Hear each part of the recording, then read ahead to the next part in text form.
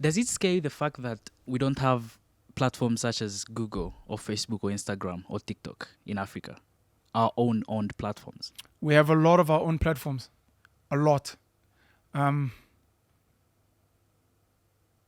was a point I wanted to make. Before I speak about the platforms, there's been a story of colonizers burning libraries with some of our greatest artifacts and stories.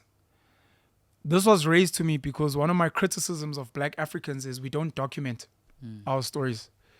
We used to pride ourselves on telling story orally.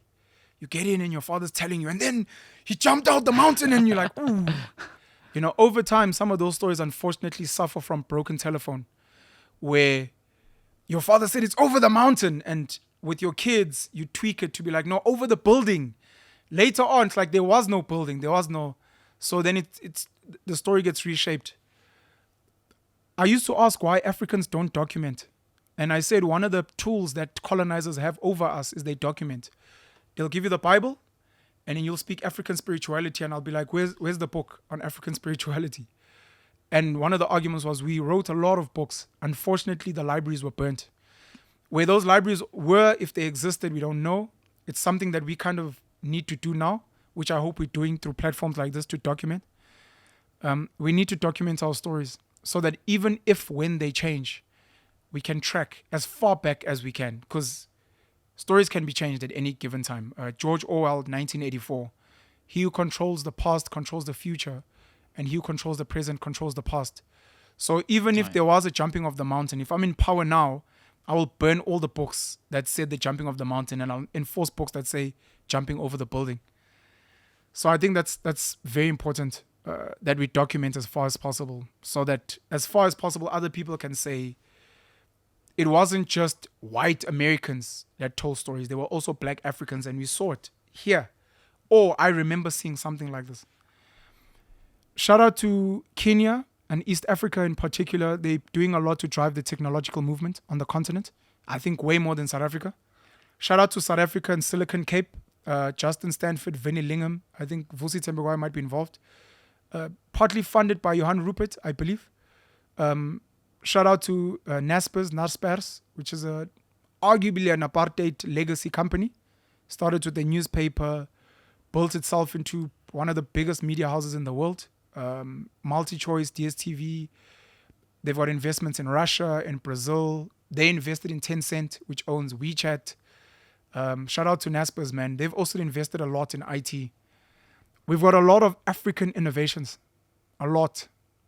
Places like Nigeria, innovation coming out people's nostrils.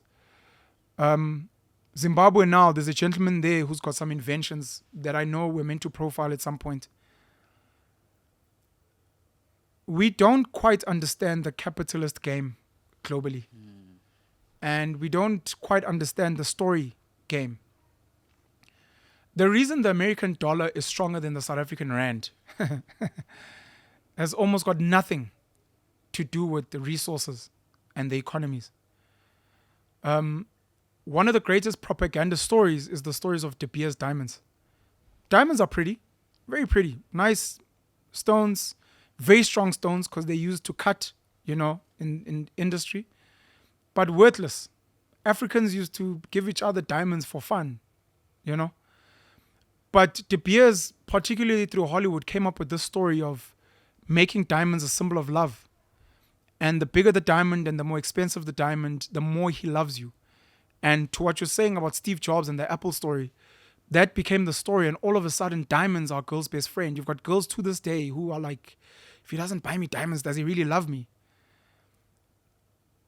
Before the ANC took over, I think late 80s, early 90s, we had rand dollar parity. That means $1 was equal to 1 rand. And over time, because of story, we have been convinced that the rand is worth less. The Zimbabwean dollar overnight, because certain people didn't like what Mugabe was doing with the land issue, decided to sanction Zimbabwe, which is one part. The more important part is they told a story to the world that this country is a mess. And overnight, the Zim dollar, hyperinflation, worthless. We don't understand capitalism meaning a lot of our technological innovations will not get the type of funding that they need. Facebook, Google, Uber, Tesla, they are big because they are funded, not necessarily because they're the best. A lot of the Chinese companies now, Xiaomi, Huawei, Bilibili, etc., they are funded. African leaders, political, religious, traditional, business, they do not fund African innovations.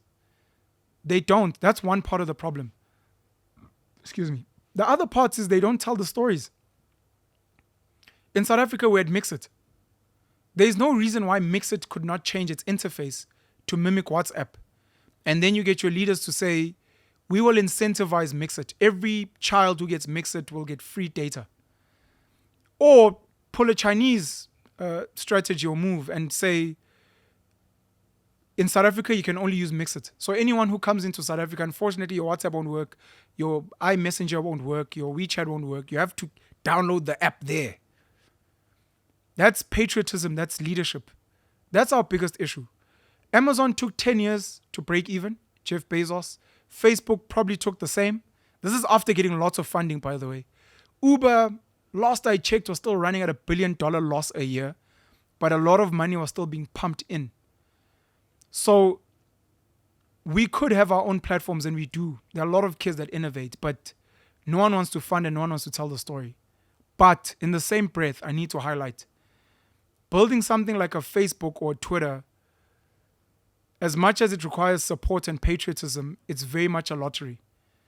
For every one Mark Zuckerberg and Jack Dorsey, there are hundreds of thousands, if not millions, of white children, American, Israeli, Jewish, German, who would love to have a Google. But you almost, like all your stars need to align. Because just like we might complain that we don't have our own Facebook, a lot of first world nations also don't have their own Facebook. A lot of white American kids have built something like Facebook, but they'll never become big. So there's a lot of things that have to align for you to work. But do we need our own Facebook, Twitter, Instagram? Might be a more important conversation. The Indians are taking over Silicon Valley. Google's CEO is Indian. Twitter had an Indian CEO before Elon Musk took over. WhatsApp, last I checked, had an Indian CEO. So do we build our own, or do we infiltrate what exists? And do we, like the LGBTQI plus community, fight for our agenda and say, keep your platforms, but if you will not give us a share, a stake, and if you will not protect our African interests, we will not support you and we won't let you operate in our spaces. But you can keep the platform. Maybe that's meant to be one of the conversations we're meant to have.